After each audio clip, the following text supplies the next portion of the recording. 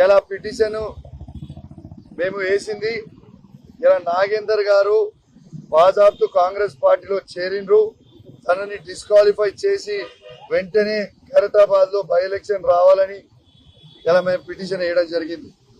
ఇలా ఆ పిటిషన్ వేసింది మేము 18/3/2024 నాడు.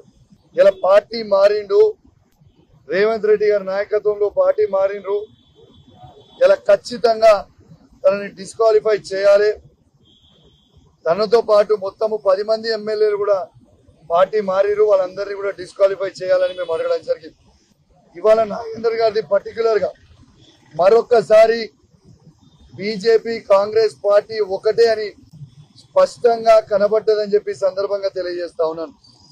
ఇవాళ మాకు మున్సిపల్ ఎన్నికలు ఉన్నా, నా నియోజకవర్గంలో 2 మున్సిపాలిటీ ఎన్నికలు ఉన్నా, ఇలా లాస్ట్ డే నామినేషన్ అయినా ఇలా నా నియోజకవర్గం నుంచి పొద్దున 5 గంటలకి బయలుదేరి ఇవాళ ఇక్కడికి రావడం జరిగింది.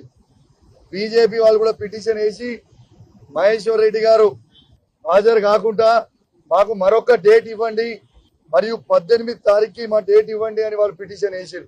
అంటే ఎంత స్పష్టంగా కనబడతా ఉంది ఈ రాష్ట్రంలో బీజేపీ కాంగ్రెస్ మ్యాచ్ ఫిక్సింగ్ అనేది మరొకసారి క్లియర్ గా కనబడతా ఉంది. ఎందుకంటే దానం నాగేందర్ గారి disqualification clear cut. BRS party MLA ఉండుకుంటూ కాంగ్రెస్ పార్టీ ఎంపీగా పోటీ చేయడం వల్ల క్లియర్ కట్ ఎవిడెన్స్ అయిపోయింది. కాబట్టి డిస్క్వాలిఫై కంపల్సరీ కావాల్సి వస్తుందని ఇలా టైం బై చేయడానికి ఇలా మళ్ళొక్కసారి బీజేపీ కాంగ్రెస్ పార్టీ ఒక్కటైందని చెప్పక తప్పదు.